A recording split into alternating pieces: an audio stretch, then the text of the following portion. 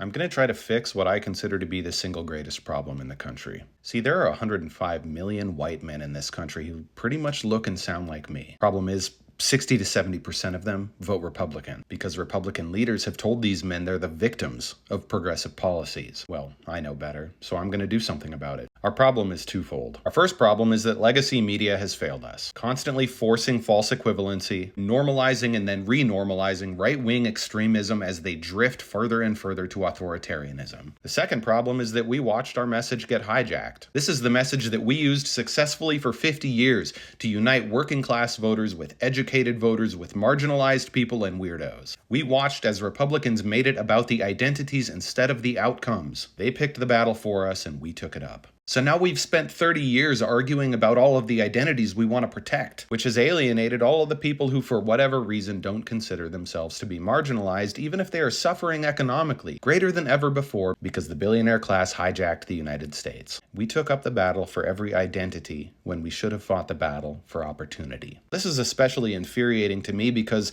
progressive policies have never really been about the identity in the first place. Lifting up people of diverse backgrounds was a natural byproduct of our shared belief that regardless of who you are, you deserve an equal shot. And it's the government's job to ensure you get one, which means access to safe food, to clean water, to healthcare, and all of the other human rights that are required along the path to prosperity. Now, refocusing on this message is going to take some work, which is why I've helped pull together a group of some of my favorite people on the left. People you probably know and follow, like Zach Kimball, It's Luke, Chris Goldsmith, Tim Fullerton, and Vic Myers. With a total reach of over 2.5 million followers, we're going to try to do something Democrats have not been able to do, which is start to reconnect our core message to the average American voter. It'll start out as a podcast on Substack, which we'll then share out across all of our other social platforms. Now, first, this is for fun, because that's what Democrats have been missing. This isn't an academic discussion. There's no homework, and we're not going to ask you to donate to a million different causes. This is just a group of regular guys talking about regular stuff. And I think our listeners are going to love it, because we'll spend about half of our time making fun of Trump, Vance, and Musk, and the other half helping you find out what actually matters going forward, so you can leave all the bullshit behind. Now, the first thing you'll notice is that this is a group of white guys. That's because we all met each other through White Dudes for Harris. And in the process of getting to know each other, we realized we were running into the same issue across the country. Men are being fed right-wing misinformation, and no one they trust is telling them otherwise. So we're going to try. We'll make inroads by disarming the conversation, and we'll help them understand the truth that MAGA culture is destroying masculinity and destroying the country in the process. We'll do that by making the progressive message more accessible for them, while reshuffling our lineup and using lots of guest appearances to platform new people, new faces, new ideas, and more diverse backgrounds. So together we can influence this massive and incredibly frustrating group of voters. Because yeah, this is about having fun, but it's also about winning. Because it's really hard to win elections when you're losing massive groups of voters by 60 and 70%. Not because they don't agree with your policies, but because they've been misled into believing that your policies are not best for them. Well, we know better. We know it's our policies that bring us together. And we know how close the Democratic Party is to reclaiming the message, reclaiming our winning coalition, and more importantly, reclaiming victory.